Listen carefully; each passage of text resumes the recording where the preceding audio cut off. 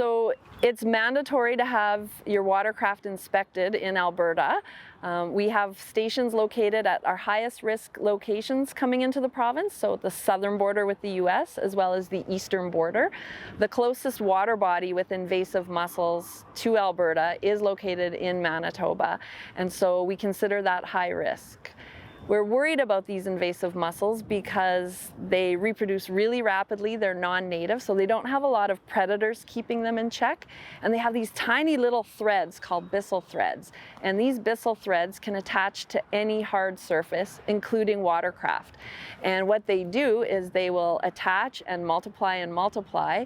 And should these be introduced into a water body in Alberta, it would be completely devastating. We have irrigation districts here in the southern part of the province that has all this infrastructure. We have 8,000 kilometers of pipes and canals.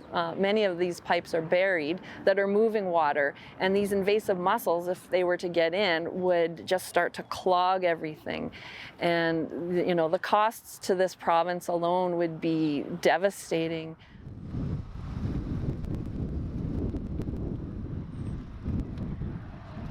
Any watercraft wishing to enter Eastern Irrigation District reservoir must be registered in the program. So the watercraft itself needs to be registered. We have a one-page document that we fill out, and that paperwork is also followed by a sticker, which we require the sticker to be placed on the watercraft itself.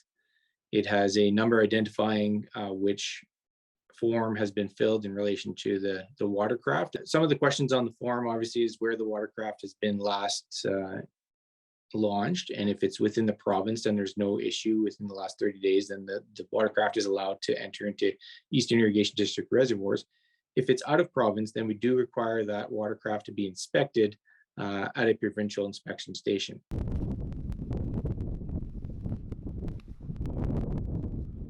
We estimate that even if one irrigation district had one, say, for example, one lake that became infested, the downstream effects such as municipal drinking water, not to mention the irrigated cropland, would be the cost to losing that. There's industry that feed off of the water that flows through that, and as well as the recreation purposes, such as being able to boat in the lakes. So the impacts would be economically devastating for this province. How these mussels are moved primarily, the number one vector is via watercraft. So that's why we're inspecting boats coming into the province.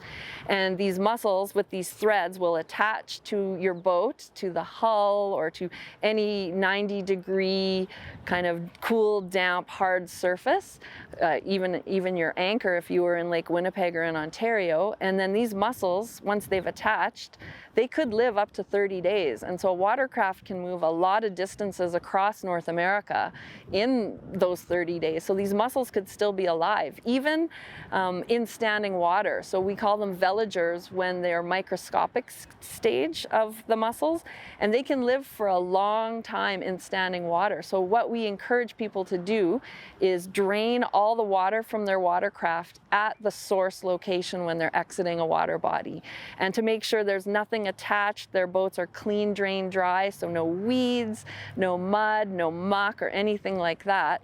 And that's how we're going to eliminate the risk of these aquatic invaders coming into Alberta. In Alberta, we have 3 canine teams who are assisting us with our watercraft inspections as well. So we have the humans, we perceive the landscape visually, so the humans are looking across the boat and all the different places that invasive mussels could hide. And then canines, they perceive the landscape with their noses. So having the dogs search the boat as well, we're getting a really fulsome picture about what could or could not be on that watercraft with the humans and the canines working together to inspect. And what we're doing is making sure that there isn't any invasive mussels or weeds or anything like that, as well as any standing water. So it is mandatory in this province for watercraft, whether you're a kayak, a canoe, a paddleboard, a sailboat, a cabin cruiser, All types of watercraft are required by law to stop at the inspection stations for an inspection, as well as it's mandatory that all drain plugs are pulled on your watercraft. And this ensures that no standing water will be found on your watercraft.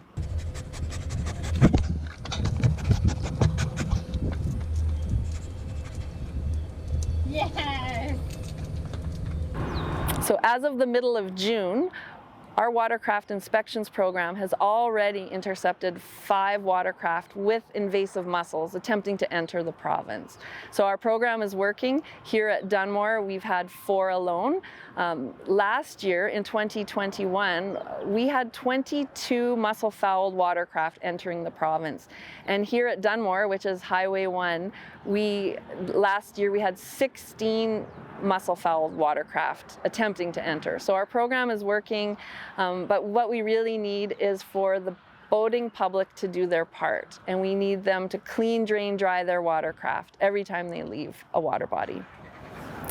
We also have an aquatic invasive species hotline, and we're encouraging anyone to call that if you have any type of aquatic invasive species that you are suspicious of, or if there's you've seen something at a lake and you want to report it, whether it's for information or an actual sighting, or you have questions, we encourage people to call it, and that number is 1-855-336-BOAT, which is 2628. We also have mobile hot water high pressure decontamination units, and that is what we use on watercraft should we find invasive species attached. So for the invasive mussels, high pressure hot water is the effective way to kill and make sure that you are not transporting them even if they're dead on your boat. So we're removing them from the boat using these decontamination units.